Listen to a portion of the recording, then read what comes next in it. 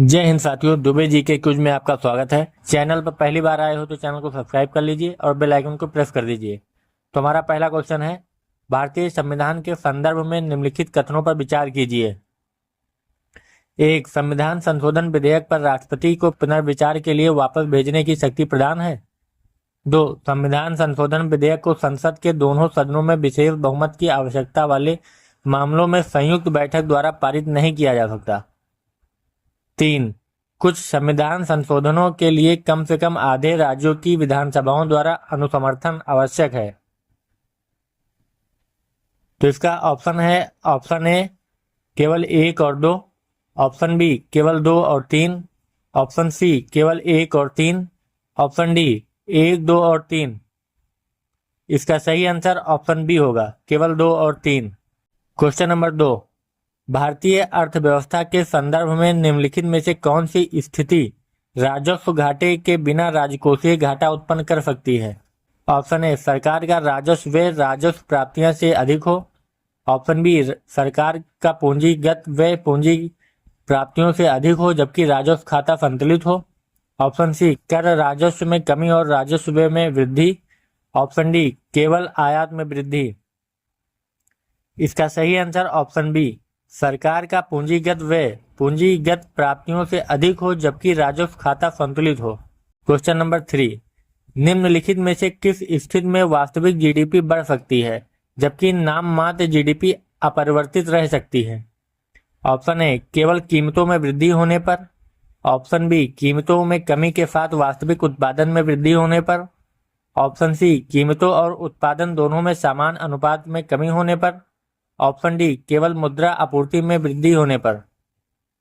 इसका सही answer option B, कीमतों में कमी के साथ वास्तविक उत्पादन में वृद्धि होने पर। क्वेश्चन नंबर 4, भारतीय मानसून के संदर्भ में निम्नलिखित कथनों पर विचार कीजिए। एक, ईएनएसओ और भारतीय मानसून के बीच संबंध पूर्णतः नियतात्मक नहीं है। दो, सकारात्मक आईओडी कुछ परिस्थितियों में भारत में मानसून वर्षा पर इल नीनो के प्रतिकूल प्रभाव को कम कर सकता है। तीन, इल नीनो के प्रत्येक घटना भारत में अनिवार्य रूप से सूखा उत्पन्न करती है। तो इसका ऑप्शन ए केवल एक, ऑप्शन बी केवल एक और दो, ऑप्शन सी केवल दो और तीन, ऑप्शन डी एक, दो और तीन। इसका सही आंसर होगा उत्तर बी, केवल एक और दो। क्वेश्चन नंबर 5, भारतीय संविधान की मूल संरचना के संदर्भ में निम्नलिखित में से कौन सा तत्व न्यायपालिका के विभिन्न निर्णयों में मूल संरचना का हिस्सा माना गया है। ऑप्शन ए, प्रत्येक संवैधानिक प्रावधान को कभी भी संशोधित न किया जा सकता। ऑप्शन बी, न्यायिक समीक्षा। ऑप्शन सी, संसद की सर्वोच्चता को पूर्ण रूप से स्वीकार करना। ऑप्शन डी, सभी नीति निर्देशक तत्वों का मौलिक अधिकारों पर पूर्णता। ऑप्शन डी, सभी नीति निर्देशक तत्वों का मौलिक अधिकारों पर पूर्ण वैधता रखना।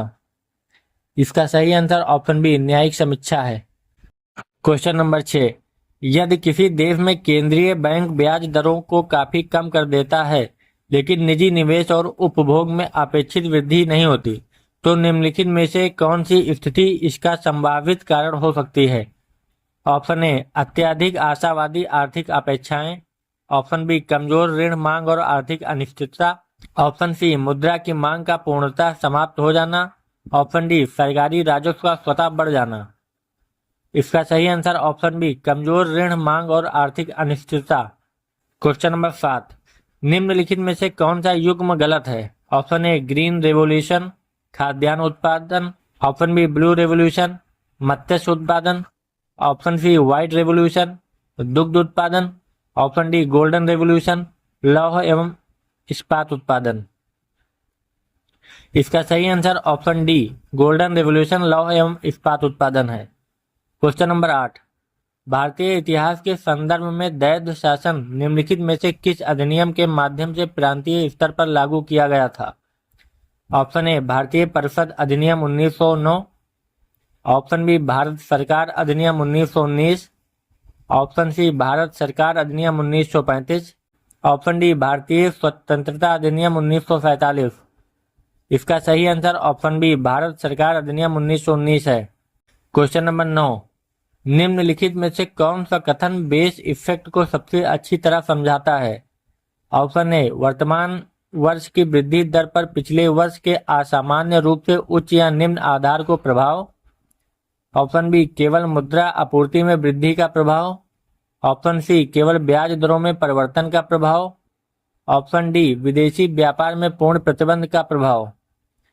इसका सही आंसर ऑप्शन ए, वर्तमान वर्ष की वृद्धि दर पर पिछले वर्ष के असामान्य रूप से उच्च या निम्न आधार का प्रभाव।